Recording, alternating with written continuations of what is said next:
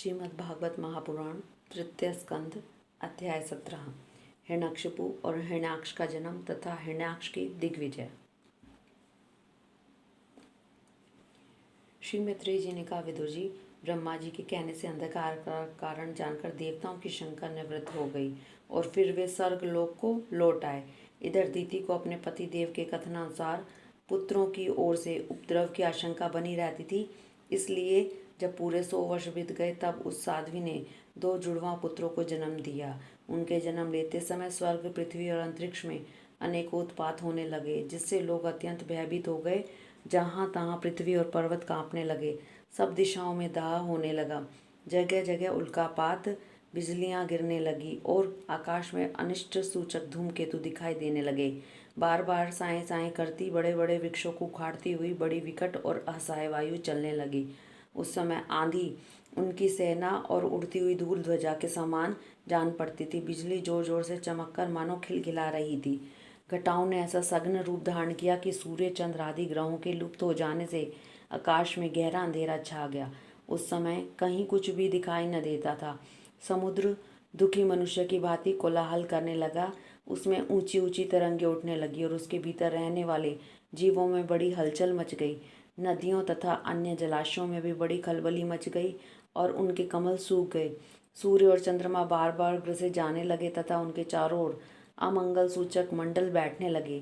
बिना बादलों के ही गरजने का शब्द होने लगा तथा गुफाओं में से रथ की गड़गड़ाहट सा शब्द निकलने लगा।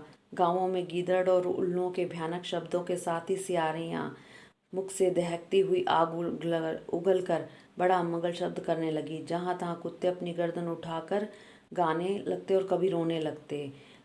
विदुर जी, झुंड के झुंड गधे अपनी कठोर खुरों से पृथ्वी खोदते और रैंकते हुए शब्द करने लगे। पक्षी गधों के शब्दों से डरकर रोते चिल्लाते अपने घोंसलों से उड़ने लगे। अपनी खिड़कों में बंधे हुए और वन में चरते हुए गाय बैल आदि पशु डर के मारे मलमूत्र त्यागने लगे। गोएं ऐसे डर गई कि दूहने पर उनके थनों से खून निकलने लगा। बादल पीव की वर्षा करने लगे। देव मूर्तियों की आंखों से आंसू बहने लगे और आंधी बिना वृक्ष के ही वृक्ष उखड़ उखड़ कर गिरने लगे। शनि, राहु आदि क्रूर ग्रह प्रबल होकर चंद्र, बृहस्पति आदि सौम्य ग्रहों तथा बहुत से नक्षत्रों को लांघकर वक्र गति से चलने लगे तथा आपस में युद्ध करने लगे। ऐसे ही और अनेकों भयंकर उत्पात देखकर सनकादि के सिवा और सब जीव भयभीत हो गए और उन उत्पातों का मर्म न जानने के कारण उन्होंने यही समझा कि अब संसार का प्रलय होने वाला है। वे दोनों आदित्य जन्म के अनंतर शीघ्र ही अपने फौलाद के समान कठोर शरीर से बढ़कर महान पर्वतों के सदृश हो गए और उनका पूर्व पराक्रम भी प्रकट हो गया। वे इतने ऊंचे थे कि उनके स्वर्ण में मुकुटों का अग्रभाग स्वर्ग को स्पर्श करता था और उनके विशाल शरीर से सारी दिशाएं आच्छादित हो जाती थी। उनकी भुजाओं में सोने के बाजूबंद चमचमा रहे थे। पृथ्वी पर एक एक कदम रखते थे तो भूकंप आने लगता था। तब उनकी जगमगाती हुई चमकीली करघनी से सुशोभित कमर अपने प्रकाश से सूर्य को भी मात करती थी। वे दोनों यमज थे। प्रजापति कश्यप जी ने उनका नामकरण किया। उनमें से जो उनके वीर्य से दीति के गर्भ में पहले स्थापित हुआ था उसका नाम हिरण्यकशिपु रखा और जो दीति के उदर से बाद में निकला वह हिरण्याक्ष के नाम से विख्यात हुआ। हिरण्यकशिपु ब्रह्मा जी के वर से मृत्यु भय से मुक्त हो जाने के कारण बड़ा उद्भट हो गया और उसने अपनी भुजाओं के बल से लोकपालों के सहित 3 लोगों को अपने वश में कर लिया। वह अपने छोटे भाई हिरण्याक्ष को बहुत चाहता था और सदा अपने बड़े भाई का प्रिय करता रहता था। एक दिन वह हिरण्याक्ष हाथ में गदा लिए युद्ध का अवसर ढूंढता हुआ स्वर्गलोक में जा पहुंचा। उसका वेग बड़ा असहाय था। उसके पैरों में सोनों के नुपुरों की झंकार हो रही थी। गले में विजय सूचक माला धारण की हुई थी और कंधे पर विशाल गदा रखी हुई थी। उसके मनोबल, शारीरिक बल और ब्रह्मा जी के वर से उसे मतवाला कर रखा था, इसलिए वह सर्वदा निरंकुश और निर्भय हो रहा था।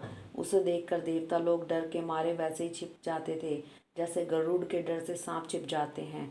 जब दैत्यराज हिरण्याक्ष ने देखा कि मेरे तेज के सामने बड़े बड़े गर्विले इंद्र आदि देवता भी छिप गए हैं, तब उन्हें अपने सामने न देखकर वह बार बार भयंकर गर्जना करने लगा।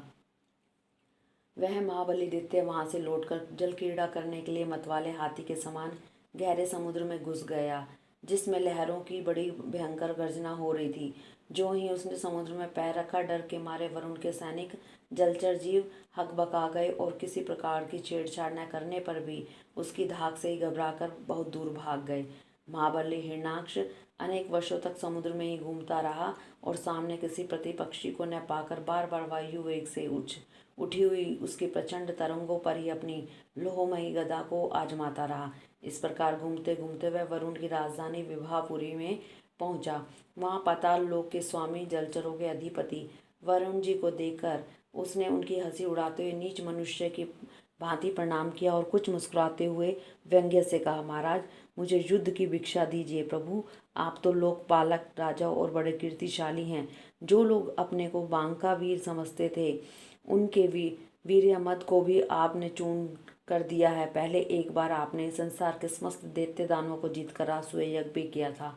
उस मदोन्मत्त शत्रु के इस प्रकार बहुत उपहास करने से भगवान विष्णु को क्रोध तो बहुत आया, लेकिन अपने बुद्धि बल से वे उसे पी गए और बदले में उससे कहने लगे, भाई, हमें तो अब युद्ध आदि का कोई चाव नहीं रह गया। भगवान पुराण पुरुष के सिवा हमें और कोई ऐसा दिखता ही नहीं जो तुम जैसे रणकुशल वीर को युद्ध में संतुष्ट कर सके। दैत्यराज, तुम उन्हीं के पास जाओ, वे ही तुम्हारी कामना पूरी करेंगे। तुम जैसे वीर उन्हीं का गुणगान किया करते हैं। वे बड़े वीर हैं, उनके पास पहुंचते ही तुम्हारी सारी शेखी पूरी हो जाएगी और तुम कुत्तों से घिरकर वीरशैया पर शयन करोगे। वे तुम जैसे दुष्टों को मारने और सत्पुरुषों पर कृपा करने के लिए ही अनेक प्रकार के रूप धारण किया करते हैं। हरिओम तत्सत।